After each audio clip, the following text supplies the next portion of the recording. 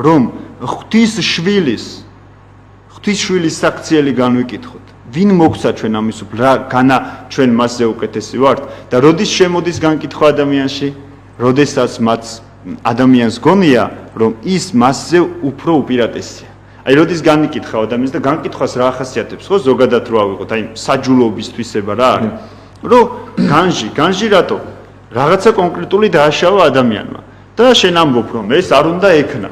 ანუ შენი თავიდან აფასებ. ესე იგი შენ აქ შენ თავსაც რაღაცა მეტრად აყენებ, იმის მეტრად, რომ აი მე ამას არ ვიზამდი, მაგრამ ზუსტად ხვალ. შეიძლება შენ იგივე მდგომარეობაში აღმოჩნდე.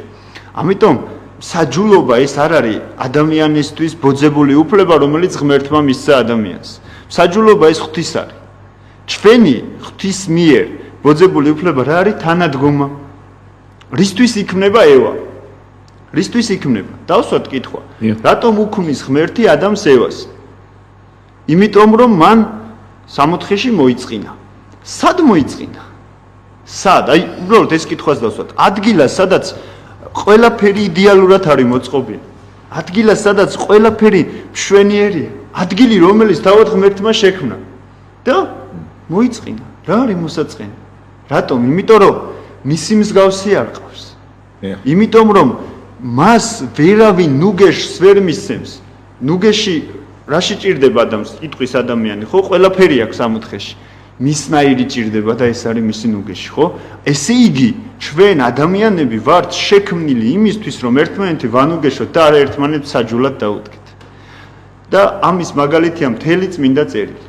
ამიტომაც ადამიანს ძალიან კარგად უნდა ესმოდეს, რომ ადამიანი არ არის შექმნილი საჯულობისთვის. საჯულობა ღვთის არის. ღვთის ხელშია ეს ყოველი. ჩვენ შექმნილი ვართ ნუგეშისთვის, რომ ერთმანეთს გვერდით დაუდგეთ, ერთმანეთი წამოვაყენოთ. ხშირად არის, რომ ერთმანეთს ვაფასებთ იმის მიხედვით, ვინ რა დააშალა, ვინ როგორ შესწოდა, ვის რა შეცდომა მოუვიდა და გამოუტანთ ხოლმე განაჩენს და ამ ადამიანს ან მოვიძულებთ, ან საყოველთაო სამჟავროს გადავსცემთ, ესე ვთქვათ, ხო, მთელი საზოგადოების წინაშე. ეს არ არის ქრისტიანობა. ქრისტიანობა არის ნუგეშინისცემა. ქრისტიანობა არის ერთმანეთის გვერდით დგომა. ქრისტიანობა არის სწორედ ისეთი ადამიანის სიყვარული და ისეთი ადამიანის ჩახუტება და გვერდით დგომა, ვინც ცოდავს, ვინც დააშავა. გახსოვთ მაცხოვარს რას აყვედრებენ? მეძავებთან ერთად არის, მეზვერეებთან ერთად არის. და მაცხოვარს ამას აყვედრებენ ზუსტად. რას? იმას, რომ ცოდვილებთან ერთად არის. და თუ მაცხოვარი ცოდვილებთან ერთად არის, ამით ხომ თითოეულ ჩვენგანს გვაძლევს მაგალითს იმისა, რომ ასეთი უნდა იყო ქრისტიანი, რომ მათ გვერდით იდგე. და ქრისტიანობა ეს არ არის პრივილეგია.